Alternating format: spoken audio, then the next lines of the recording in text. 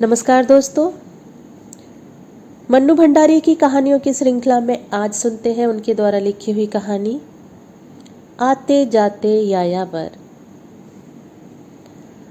कभी सोचा भी नहीं था कि महज मजाक में कही हुई बात ऐसा मोड़ ले लेगी। मोड़, और इस शब्द पर मुझे खुद ही हंसी आने लगी। मेरी जिंदगी में अब न कोई उतार चढ़ाव आएगा न मोड़, वह ऐसे ही रहेगी, सीधी सहज और सपाट।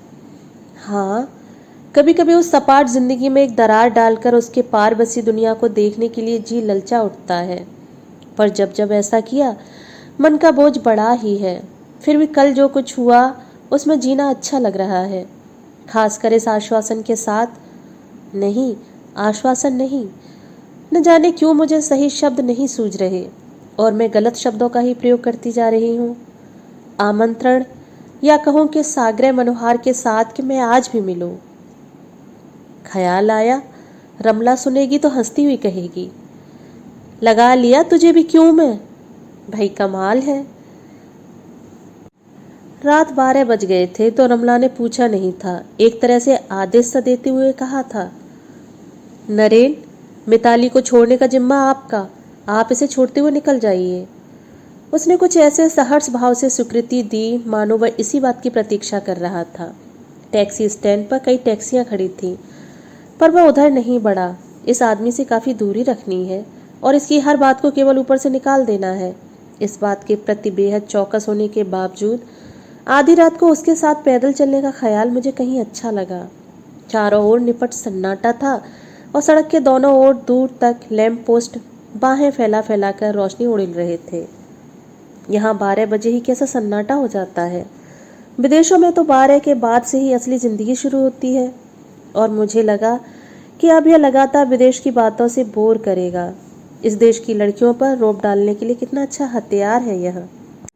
पर ऐसा हुआ नहीं। वह फिर अपने बारे में बताने लगा, अपने शौक, अपनी महत्वाकांक्षाएं और खासकर अपनी यायावरी वृत्ति। लगता है मेरे भीतर एक जिप्सी बैठा है जो मुझे घुमाता है। पिछले 7 साल से मैं केवल घूम रहा हूँ, भटक रहा हूँ, नए नए स्थान, नए नए लोग। पता नहीं कहाँ जाकर अंत होगा, कब अंत होगा। वह जैसे बहकने लगा था। मुझे ख्याल आया इसने बहुत पी रखी है, केवल नीट। बल्कि जब रमला दरवाजे तक छोड़ने आई तो कहा भी था, आज आप बहुत पी गए हैं, ठीक से छोड़ तो देंगे ना मिता को। वह हंसा था, आप तो जानती ही हैं कि कितना भी पी लूं मुझ पर रंग नहीं चढ़ता। काला कंबल, रमला ने कहा था और हंस पड़ी थी। बातों के नीचे छिपे अर्थ में समझ रही थी, फिर भी अनजान बनी खड़ी रही। पर क्षण भर के लिए तीव्र आकांक्षा का एक झोंका ऊपर से नीचे तक जैसे चीरता हुआ निकल गया। एक बार मैं भी रंग चढ़ाने की कोशिश करके देखूं, और कुछ नहीं, केवल एक चैलेंज की तरह। सचमुच अब बातें या तो चैलेंज के रूप में आती हैं या बदला लेने की क्रूर भावना के साथ। रमना, डूबना, ये सारे शब्द तो जैसे एक एक करके निरर्थक होते चले गए। जानती हैं, यूनिवर्सिटी की इन सड़कों पर मैं कितना घूमा हूँ, जिंदगी के कितने दिन इन पर गुजारे हैं। तो उसी के स्वर में स्वर मिलाकर बोली, और जाने किन किन के साथ। वह हंस पड़ा। लगता है रमला ने मेरे बारे में बहुत कुछ उल्टा सीधा बता रखा है आपको। मैं हल्के से मुस्कराई। सचमुच रमला ने इतना कुछ बता रखा था उसके बारे में कि बिना किसी विशेष परिचय के भी वह मुझे अपरिचित नहीं लग रहा था। धीरे से बोली, कुछ गलत तो नहीं बताया ना। वह फिर हंस पड़ा। कभी कभी सोचता हूँ आदमी अपने भीतर कितना कुछ समेटे होता है, वह खुद नहीं जानता, और एक बंधी बंधाई लीक पर चलकर मर जाता है, बिना अपने को जाने, बिना अपने को समझे। व्हाट ए पिटी। बिना उसकी ओर देखे ही मैंने जान लिया कि स्वर की तरह उसके चेहरे पर भी एक हिकारत भरी दया फैल गई होगी। पर मैं एकाएक ही बहुत कटु हो आई। मन हुआ कहूँ, लीक तोड़ना, संस्कारों से मुक्त होना, इन सारे मुहावरों का चारा डालने के लिए कैसी खूबसूरती से प्रयोग किया जाता है आजकल। पर कहा केवल एक निहायत ही पिटा पिटाया वाक्य। लीक तोड़कर ही आदमी क्या बहुत कुछ पा लेता है। मैं जानती थी वह क्या उत्तर देगा, फिर भी उसके मुंह से सुनने का मोह हो आया। अच्छा, आप ऐसा नहीं मानती कि हम जितनी तरह की जिंदगी जीते हैं, जितने संपर्क और संबंध बनाते हैं, उनसे हमारे व्यक्तित्व के उतने ही पहलू उभर कर नहीं आते। नई नई जगह देखना, नए नए लोगों से मिलना, उनके निकट होना, उनको अपने निकट लाना, और खुद ब खुद भीतर एक नई दुनिया खुलती चलती है। तब एक मुग्ध विस्मय के साथ हम देखते हैं, अरे यह सब भी हमारे भीतर था। मैं बड़े तटस्थ और कुछ ऐसे चौकन्ने भाव से उसकी बात सुनती रही, मानो यह सब पहली बार सुन रही हूँ। हालांकि रमला यह सब मुझे बता चुकी थी। और यदि यह संबंध अपोजिट सेक्स के साथ हो, तब तो व्यक्तित्व के रगो रेशे तक उभर कर आ जाते हैं। और उसने एक निसंकोच सीधी नज़र मेरे चेहरे पर टिका दी, जिस पर अपनी बात का समर्थन करवाने का साग्रह अनुरोध अटका हुआ था। तो ये अब मुझ पर ही चालू हुए। पर लगा आदमी दिलचस्प भी है और औरों से भिन्न भी। सब लोग ऐसे मौके पर बात करते हैं तुमसे, जैसे जो हो बस तुम ही हो, बाकी दुनिया बेकार। इसने बात दुनिया से शुरू की है, अब शायद तुम पर आएगा। धीरे धीरे, सीढ़ी दर सीढ़ी। नवीनता का भी तो अपना एक आकर्षण होता है। सचमुच आदमी तेज है और किसी को भी फंसाने के सारे हथकंडों से लैस। फिर भी बात करने का नाटकीय अंदाज मन को भाया। रह रहकर कंधों का उचकना, हथेलियों का हवा में फैलना, सिकुड़ना, और पल पल चेहरे की बदलती मुद्राएं। अमेरिकी लटका एकाएक ही मन में उभरा। ये अदाएं ही तो संपर्क संबंध बनाने का सबसे सशक्त साधन होती होंगी। भीतर ही भीतर कहीं हंसी उमड़ने लगी।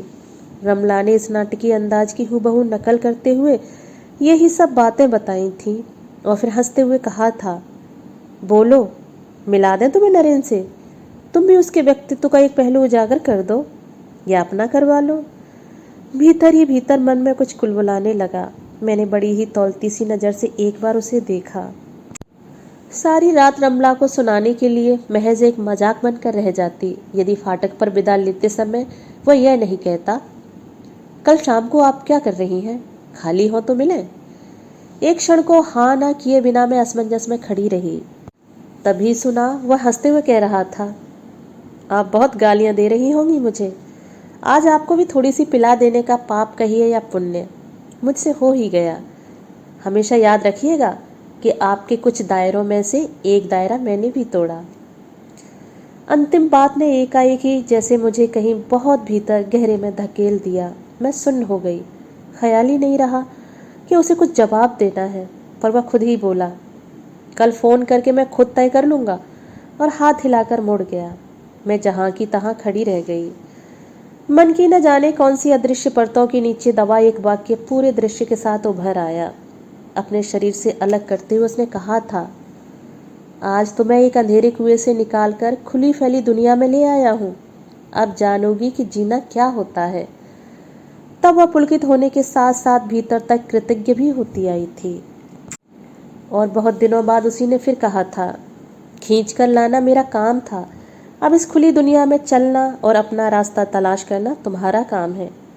क्योंकि अपने साथ चलने के लिए उसने एक लिपी पुती बड़ी सी बिंदी लगाने वाली गुड़िया जैसी लड़की चुन ली थी। एक बार परिचय भी करवाया था। ये है मिताली ठाकुर, हमारे साथ पढ़ती थी। बहुत ही होशियार और गजब की बोल्ड शब्द कहते समय हल्की सी भर्त्सना का पुट आ मिला था उसके स्वर में। पत्नी के सामने शायद मित्र कहने का तो वह साहस तक नहीं जुटा पाया था। तब एक बार बड़ी जोर से इच्छा हुई थी कि यदि वह मुझे अंधेरे कुएं में से खींच कर लाया था तो मैं भी इसकी शराफत का यह खोल खींच कर उतार दूं, जिसे यह बड़ी मासूमियत के साथ अपनी पत्नी के सामने ओढ़े बैठा है। पर मैं कुछ नहीं कर पाई थी, बस भीतर ही भीतर उफनते जहर को चुपचाप पीती रही थी और आंखों से उमड़ते आंसुओं को जबरन पीछे ठेलती रही थी। तब मुझे मालूम हुआ था कि संस्कार तोड़ने के बहाने कितनी खूबसूरती से वह मुझे ही तोड़ गया है। अब एक ये आए हैं दायरे तोड़ने, ठीक है, कल ये भी आए। अब मैं भी पहले की तरह मूर्ख नहीं रह गई हूँ। और भीतर ही भीतर एक बड़ी ही क्रूर सी इच्छा कुलबुलाने लगी। अब तक की सारी मिठास एक कड़वाहट में बदल गई।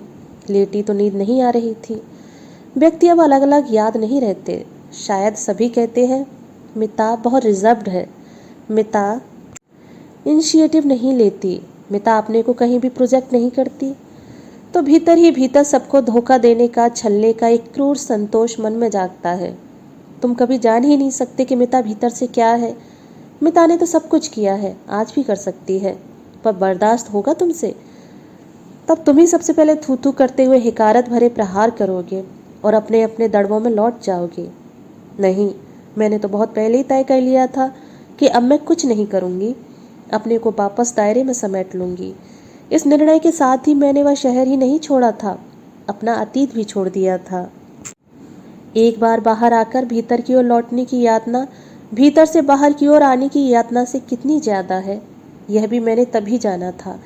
बाहर आने में कितनी उमंग, कितना उत्साह था, और भीतर लौटने में कितनी निराशा, कितनी टूटन। फिर भी एक अदृश्य संकल्प मेरे मन में धीरे धीरे आकार लेने लगा। ठीक समय पर वह आ गया। कमरा वैसा ही पड़ा है, एक बार भी मैंने उसे सजाने संवारने का प्रयत्न नहीं किया।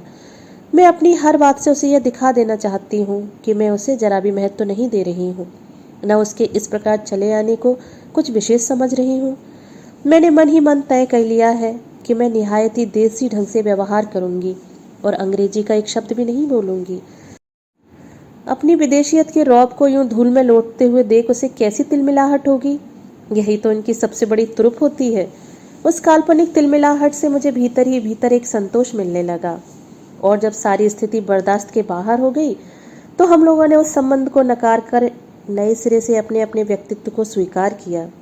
बताइए जरा, आदमी सिवाय एक औरत के पति के और कुछ रह ही नहीं जाए, यह भी कोई जिंदगी हुई भला? वह अपनी अमेरिकी पत्नी से अलग होने की बात बता रहा था, पर किसी बहुत ही आत्मीय या नाजुक के टूटने की हल्की से हल्की व्यथा भी उसके चेहरे पर नहीं थी। तोड़ना क्या इतना आसान भी हो सकता है? अतीत के संबंध में क्या सचमुच आदमी इस तरह मुक्त हो सकता है? पर जो जुड़ता ही नहीं उसके लिए टूटने की अहमियत ही क्या होती होगी भला? फिर भी अतीत की किसी भी छाया या व्यथा से इसका यों मुक्त होना मुझे अच्छा लग रहा है। खाली स्लेट पर ही तो रंग अच्छा चढ़ता है। एकाएक ही मन में उभरा, और जैसे मैं भीतर ही भीतर अपने एक एक कदम के लिए सतर्क और चौकन्नी हो गई। वह लगातार कुछ न कुछ बोले जा रहा था, और मैं विस्मित सी यह सोच रही थी, आदमी इस तरह उड़ेल पाए तो मन का कितना बोझ छट जाए, कितना हल्का हो जाए। इसका मुझसे परिचय ही कितना है भला, फिर भी कैसे विश्वास में लेकर सब कुछ बताया जा रहा है, मानो मैं कोई बहुत ही घनिष्ठ हूँ इसकी अंतरंग। अनायास ही इस शब्द का यूं मन में आ जाना मुझे अच्छा लगा। क्या इसके मन में भी इस समय मुझे लेकर कोई ऐसा ही भाव नहीं होगा? बस यही अनुकूल अवसर है, मुझे चूकना नहीं चाहिए। स्वर को बहुत ही मुलायम बनाकर मैंने पूछा, अच्छा एक बात बताइए, लगातार यूं घूम घूम कर, भटक भटक कर आप थक नहीं जाते? उसने एक भेदती सी नजर से मुझे देखा, जैसे इस प्रश्न के पीछे का मकसद जानना चाहता हो। मैं भीतर तक सिहर उठी, मानो चोरी करती हुई पकड़ी गई हूँ। पर नहीं, उसका ध्यान शायद उधर था ही नहीं। वह बड़े ही सहज स्वर में बोला, सचमुच कभी कभी थक जाता हूँ। लगता है जैसे अपने से ही हार रहा हूँ, यहाँ से वहाँ, वहाँ से कहीं और, निरुद्देश्य और निरर्थक। और तब मन करता है कि इस भटकन को समाप्त कर दूँ, किसी एक के साथ एक जगह बैठकर जिंदगी जीऊँ, सुरक्षित और बंधी हुई। और उसने बड़े हारे थके भाव से सिर कुर्सी की पीठ पर टिका दिया, मानो सचमुच ही वह घूम घूम कर, भटक भटक कर एकदम निढाल हो गया हो। छत की ओर एकटक देखते हुए होठों को गोल बनाकर वह धीरे धीरे धुएं के छल्ले उड़ाने लगा। रेशमी धुएं के वृत्त बड़े हो होकर उसके ही चारों ओर फैलते लिपटते चले गए। धुएं के उस झीने से आवरण के पीछे उसका चेहरा मुझे बड़ा कातर और दयनीय सा लगने लगा, कुछ इतना ज्यादा कि मुझे तरस सा आने लगा। कहीं ये अनेक अनेक संबंध बनने बिगड़ने के किस्से मनगढ़ंत तो नहीं है? आजकल इस सब का बखान करना भी तो आधुनिक फैशनों में से एक है। किसी भी लड़की के लिए अनेक प्रेम प्रसंगों में लिप्त आदमी आजकल ज्यादा आकर्षण का कारण होता है, एक जीता जागता और ललकारता हुआ चैलेंज। पर 6 महीने में भी एक जगह बैठ लूं तो दम घुटने लगता है। भीतर का जिप्सी कौड़े मार मार कर मुझे ढकेलने लगता है, और फिर यात्रा शुरू। कभी आप आगे के बारे में सोचते हैं, जैसे 10 साल बाद की बात, जब न इस तरह घूमना संभव होगा और न कोई दो बात कहने पूछने वाला रह जाएगा? शायद तब किसी के पास इतना समय भी नहीं होगा कि 1 मिनट आपके लिए थम ही जाए। मैं उसे आतंकित कर देना चाहती हूँ, वह जान ले कि ऐसी जिंदगी का एक पहलू यह भी है। कभी कभी ख्याल जरूर आता है, पर आगे के बारे में मैं ज्यादा सोच नहीं पाता। क्यों? क्या बूढ़े हो गए? आगे से मुंह मोड़कर पीछे देखना तो बूढ़ों का काम है। वह खिलखिलाकर हंसने लगा। मुझे हर बार ऐसा लगता है मानो मेरी सारी सतर्कता के बावजूद वो मेरे भीतर उठने बैठने वाले हर भाव को पढ़ रहा है। मुझे अजीब सी बेचैनी होने लगी। नहीं, मैं पीछे भी नहीं देखता, केवल सामने देखता हूँ। और शायद यह युद्ध की निशानी है। वार खाली जाने की झल्लाहट जरूर मेरे मुंह पर आ गई होगी। मैं चाहूं तो भी यह भटकन समाप्त नहीं होगी। आखिर उसने शाप भी तो बड़े सच्चे मन से दिया था। मेरी आंखों में प्रश्नवाचक भाव तैर आया और फिर एक और प्रेम प्रसंग खुल पड़ा।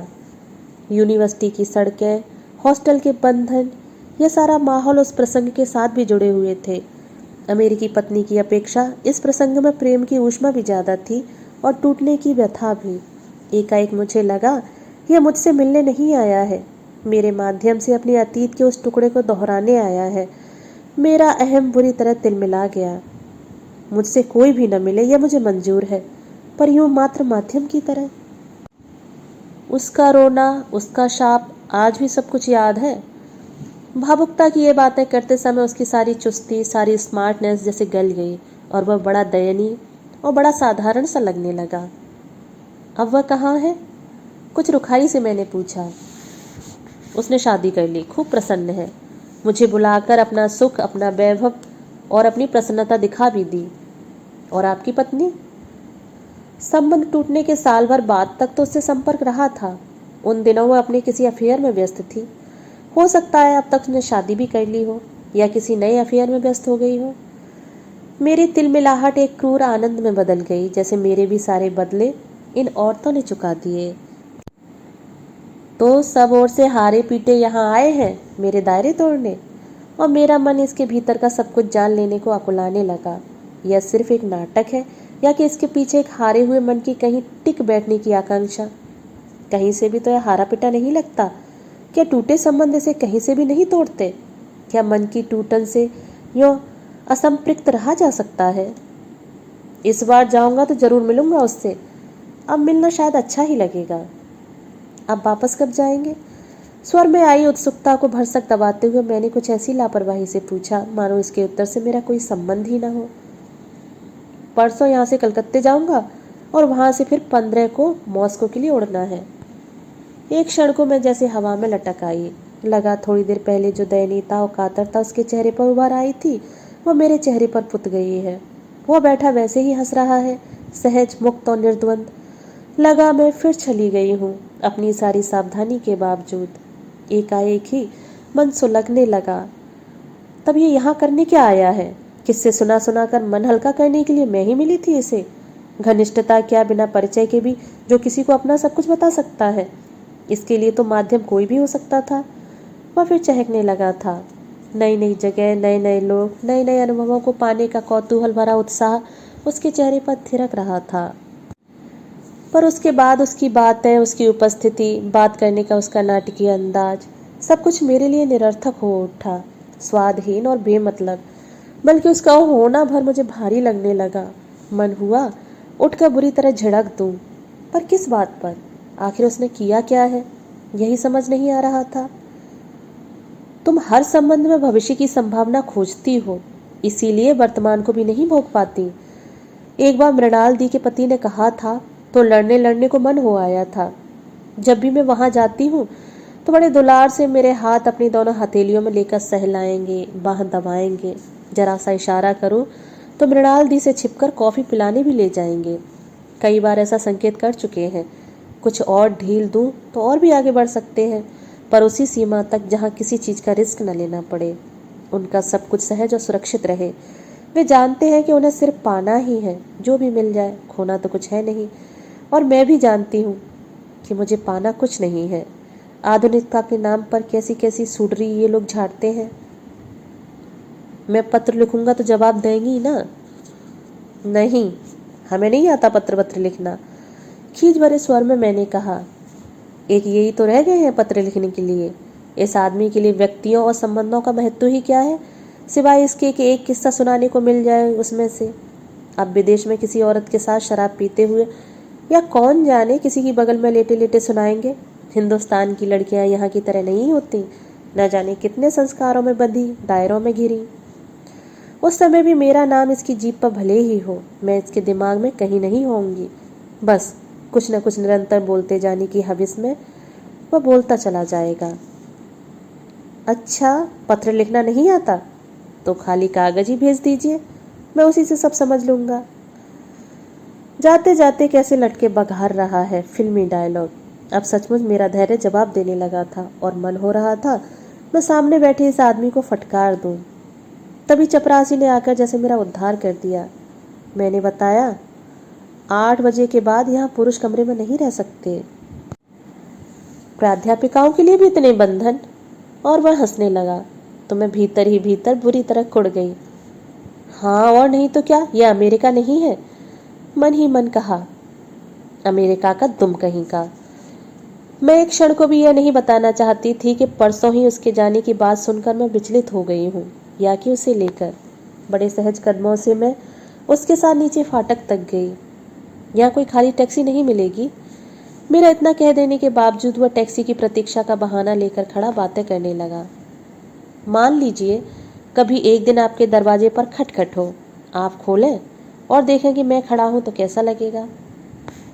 खाक धूल लगेगा। क्यों अब भी नाटक किए जा रहे हो? क्या मतलब है इन सब बातों का?